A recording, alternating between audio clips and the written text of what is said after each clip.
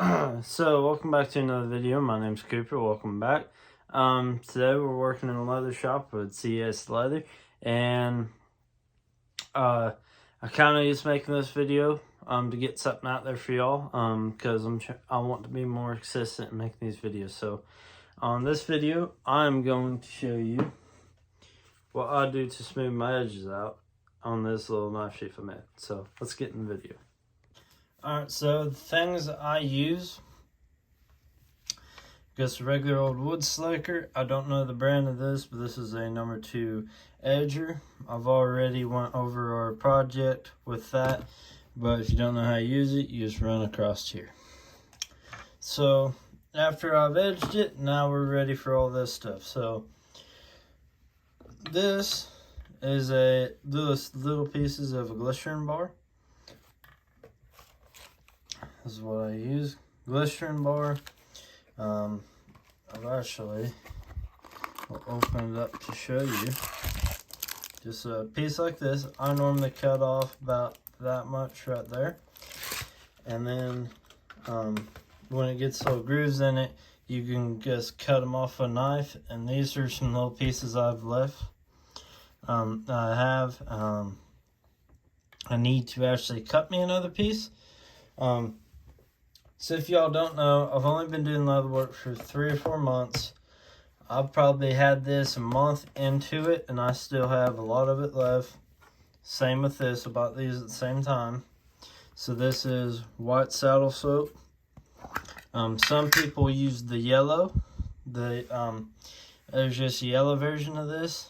I've never used it. I just haven't had the chance to. But I know a lot of saddle makers prefer this over that. So I think it's a good thing. It's called, say that's probably just as good. Because a lot of saddle makers use it, gives it more shiny, slick look, I think, from what I've heard. So wood slicker, those two. Piece of canvas. Where'd that come from? Anyways, this is a piece of canvas. They have canvas bags. You know, your cowboy teepees and tents are made out of this canvas. Just white piece of canvas cut off. You know, so you really don't need much of that. You know, I've heard that will last you quite a while too. If you're curious where I learned this method from, Don Gonzalez on YouTube. So he's how I learned it. So if y'all actually are serious about getting leather work, he'd probably be better than me. So what I do, this is just some water. I just got it out of my sink. And I keep it here because, you know, you also need it for your, while you're wetting down your project so you can tool. So I just run across there. A lot of times you don't want too much. You want a little bit. And then I just hit it with that wood slicker. Like this, back and forth. And the thing I learned about this was this piece of canvas. I used to go like this. I was applying a lot of pressure and going really fast. But I've learned recently is if you'll do motions like this, slow down with quite a bit of pressure, you can actually get quite a bit of results. And you can't really tell this pair of spare shafts I'm working on. And see how that's kind of still white. Shows the actual color of it.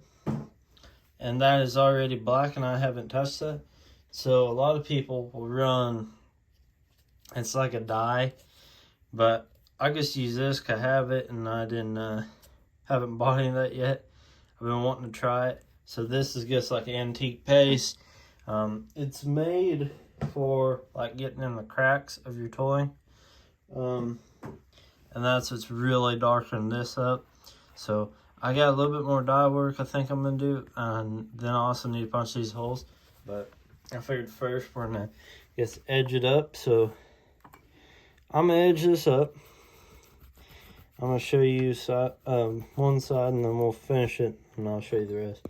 So just find you a groove in that wood slicker that fits that thickness of leather. Take your piece of canvas, rub, get some in there, that white saddle soap. Then you can do this. And then sometimes I just hit her one more time with that. And then you can go back and forth, kind of check it out, see and say, okay, maybe that might need a little bit more. You put a little more water. Then this time you don't have to put as much as that glycerin bar. And then just rubber. Trying to get the angle right so you can see me real good. And that's pretty smooth, and I think you can kind of see it's a little bit shiny. It will, from my experience, show more shine when you first do it, and then it will kind of dry up when you do it. See how this is what I didn't do. So it still kind of looks unfinished, and then that's looks more finished. It's kind of hard to see this, you know, the camera's not focusing on it very good, I feel like, but there you go. Seems like that's better.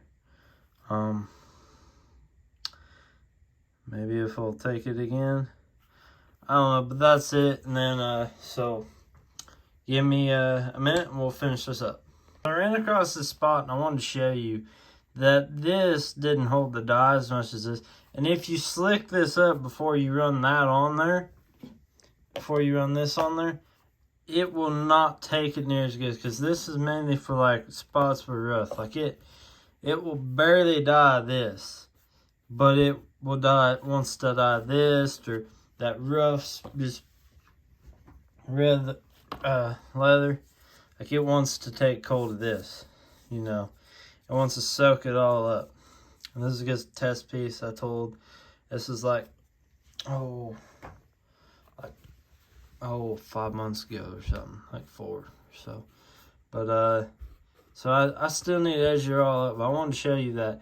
And if you see something that you need to cut that it's not smooth and you have a piece sticking out, like there's a little rough spot there, I'll probably cut. Then you just run that back on there. It'll make it black again, and then it looks like it'll match. Like I'm gonna have to mess around with this. Part of this right here is glue.